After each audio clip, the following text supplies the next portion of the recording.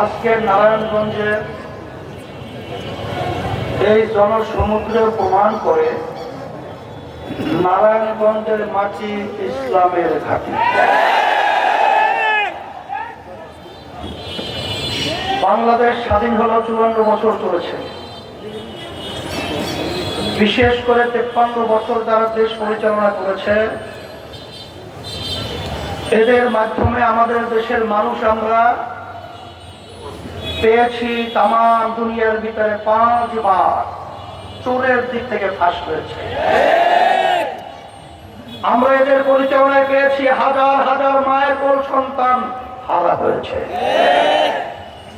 আমরা এদেশে পেয়েছি ক্ষমতার মসনদের চেয়ারে বসে আমাদের দেশের টাকা পাচার করে বিদেশে বেগমবাড়া তৈরি করেছে। আপনারা দেখেছেন কিছুদিন আগে সদ্য আওয়ামী লীগের ভূমিমন্ত্রী শুধু লন্ডনেই তার বাড়ি পাওয়া গেছে প্রায় 350 মতো। 5ই আগস্ট এদেশ অভ্যুত্থান হয়েছে, হাজার হাজার মায়ের কোল সন্তান হারা হয়েছে। বাংলাদেশের বহু মানুষ পঙ্গু হয়েছে, চক্ষু হারিয়েছে। 5ই আগস্টের পরে আমাদের একটা আশা, এ দেশকে আমরা সুন্দরভাবে সাজাবো, আমাদের স্বাধীন হিসাবে আমরা বাংলাদেশে বসবাস করব।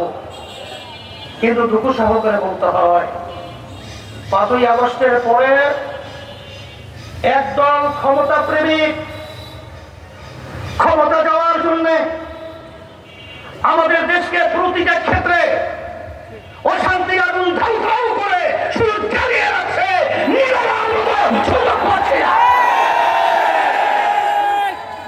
আমি বিশেষ করে বলবো, যারা ক্ষমতা প্রেমিক রয়েছেন, সদ্য 5ই আগস্ট জুলাই 1 বছর সময়মাত্র হয়েছে। এখনো যদি আপনারা চাঁদাবাজি বন্ধ না করেন, এখনো যদি খুন খারাপি বন্ধ না করেন, এখন আমরা রাজপথ থেকে উঠিয়ে চাঁদাবাজদেরকে বঙ্গোপসাগরে নিক্ষেপ করতে হবে।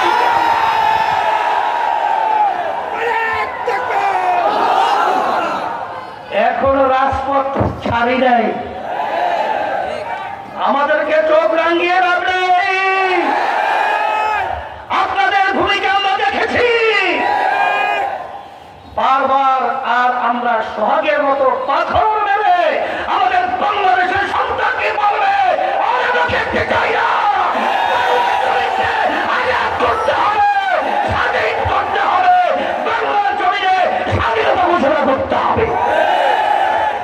সাথে সাথে আমি সকলকে আহ্বান জানাবো, 5ই আগস্টের পরে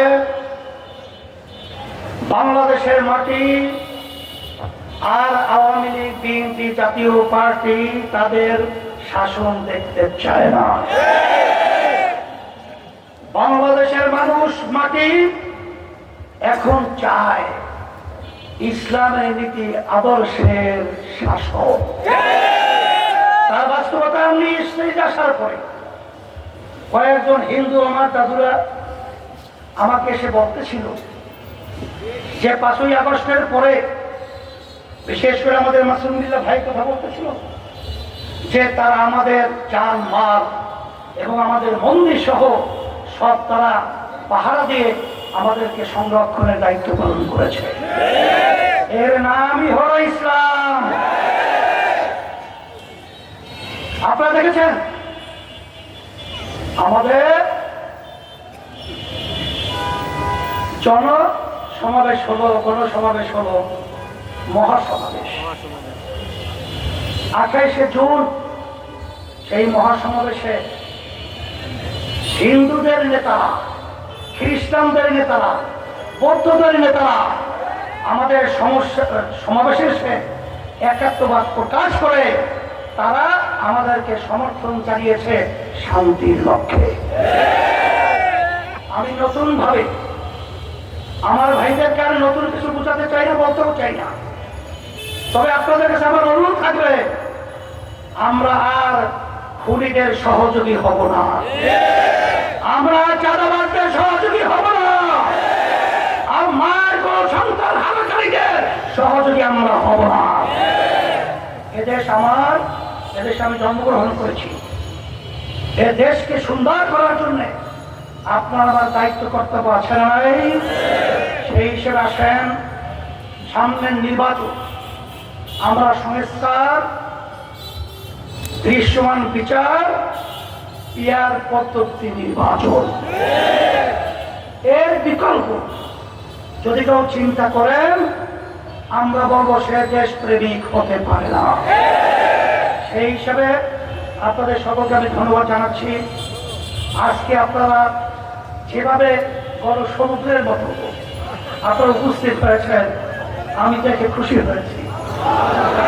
আমরা যেন সব একাকার হয়ে দেশের পক্ষে, ইসলামের পক্ষে, মানবতার কল্যাণের পক্ষে আমরা যেন কাজ করতে পারি, আল্লাহ তৌফিক দান করুন। রব্বানা আতিনা ফিদ দুনিয়া হাসানাহ ওয়া ফিল আখিরাতি হাসানাহ।